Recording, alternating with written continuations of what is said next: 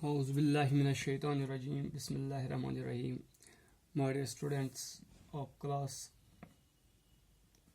11th, and subject is physics. Today our topic is superposition principle.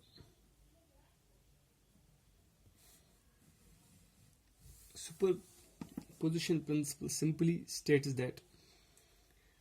when two or more than two waves traveling through a medium superimpose one another, a new wave is formed, in which resultant displacement, that's y, at any instant is equal to the vector sum of the displacements due to individual waves at that instant. तो मैं simply पहले इसका statement लिखूंगा according to superposition principle. When two or more than two wave motions traveling through a medium superimpose one another, a new wave is formed, in which resultant displacement, that is y factor, at any instant is equal to the vector sum of the displacements due to the individual waves, that is y1 y2 at that instant.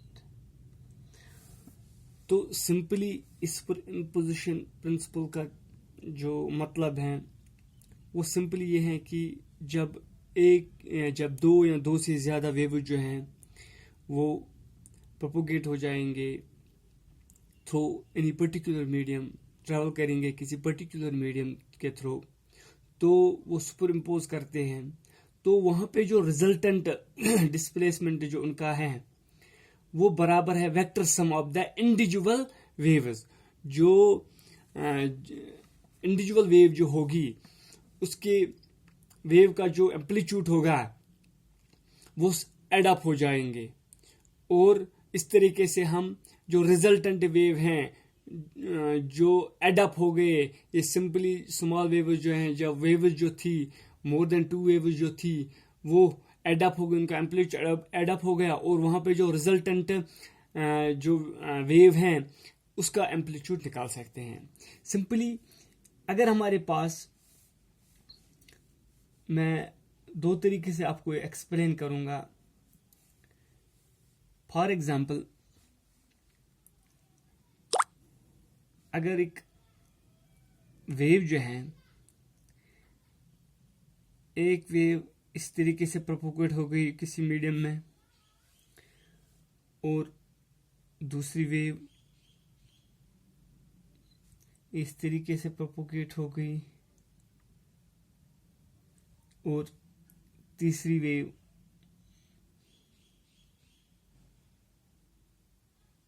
जो है कुछ इस तरीके से propagate हो गई. तो मान लीजिए ये y1 है और ये y2 है. तो सुपरइम्पोजिशन जो प्रिंसिपल है ये कहता है कि रिजल्टेंट जो डिस्प्लेसमेंट है वो हमेशा बराबर होगा सम ऑफ द इंडिविजुअल वेव्स, जितनी वेव्स थी, for example y1 plus y2 plus y3 plus y4, जितनी भी वेव्स प्रोपोगेट हो गई जो सुपर इम्पोज हो गई हैं,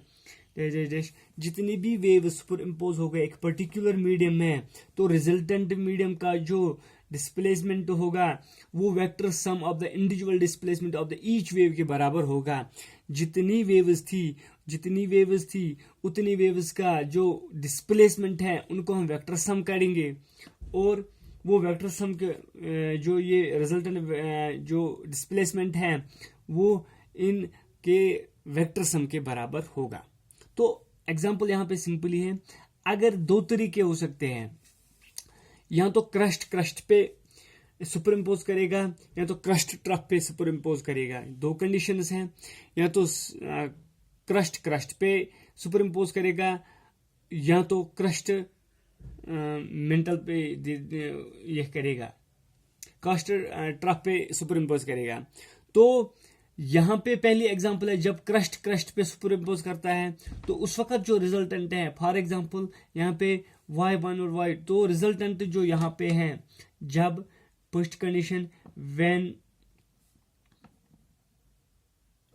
ट्रफ सुपर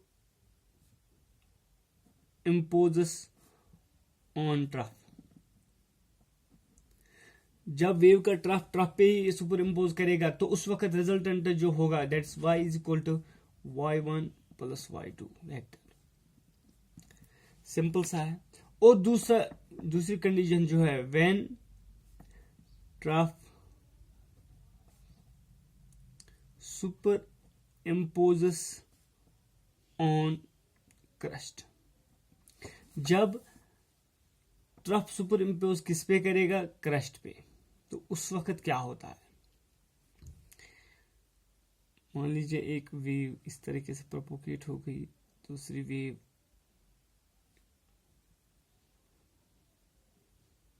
इस तरीके से, और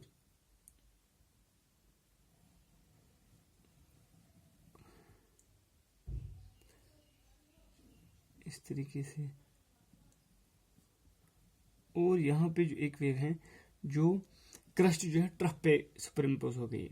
फॉर एग्जांपल ये थी y1 और ये थी y2, तो उस वक्त जो है, उस वक्त रिजल्टेंट जो डिस्प्लेसमेंट है, तो उस वक्त